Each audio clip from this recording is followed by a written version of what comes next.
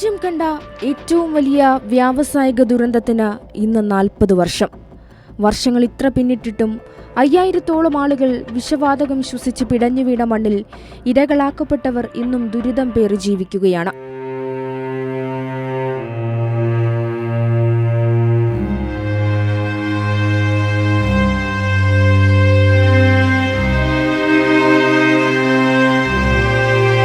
വിഷവാതക ദുരന്തത്തിനിടയാക്കിയ union carbide ഫാക്ടറിയുടെ പരിസരം ഇപ്പോഴും വിഷമയമാണ്.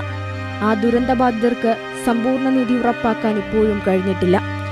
നീതിക്ക് വേണ്ടി പോരാടുമ്പോഴും അവർക്ക് മുന്നിൽ നിരാശ മാത്രമാണ് ഇന്നും ബാക്കി നിൽക്കുന്നത്. വിഷവാതകം ശ്വസിച്ചതിന്റെ ഫലമായി അപകടമാമിതമുയരുന്ന ക്യാൻസർ രോഗികളുടെ എണ്ണം, കരൾ രോഗികൾ, വിട്ടുമാറാത്ത ശ്വാസകോശ രോഗങ്ങൾ, ജനിക്കുന്ന കുട്ടികൾക്ക് പോലും ജനിതക വൈകല്യങ്ങൾ, ഇങ്ങനെ ഒരു ജനതയുടെ ആകെ സ്വപ്നങ്ങളെ തകർത്തെറിഞ്ഞിരിക്കുകയാണ് ഈ ദുരന്തം. നഷ്ടപരിഹാരം തേടി ഇരകളാക്കപ്പെട്ടവർ മാറി മാറി വരുന്ന സർക്കാരുകൾക്കും നീതിന്യായ കോടതിക്കും മുന്നിൽ കൈകൂപ്പി നിൽക്കുകയാണ്. നിരവധി കോടതി ഉത്തരവുകളും താക്കീതുകളും നിലനിൽക്കുമ്പോഴും ഇവിടുത്തെ സർക്കാരിന് അനക്കമില്ല.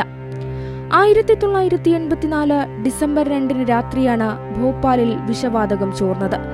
വ്യവസായശാലയിലെ മീഥൈൽ ഐസോസയനേറ്റ് സൂക്ഷിച്ചിരുന്ന സംഭരണിയിലേക്ക് വൻതോതിൽ വെള്ളം കയറി താപനില ഉയരുകയും തുടർന്നുണ്ടായ രാസപ്രവർത്തനത്തിലൂടെ വിഷവാതകം അന്തരീക്ഷത്തിൽ ലയിക്കുകയുമായിരുന്നു.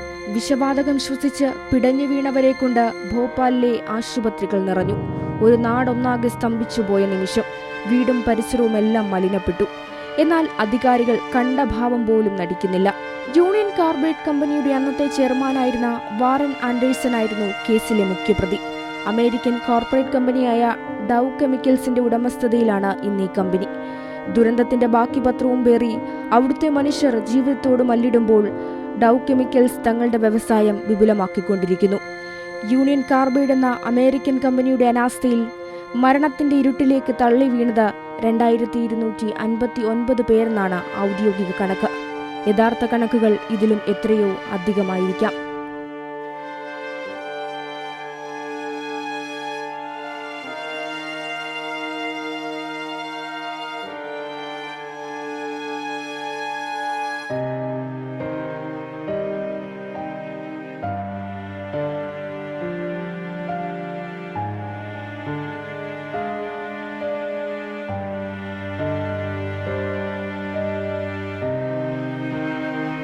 Online desk, Kairali news.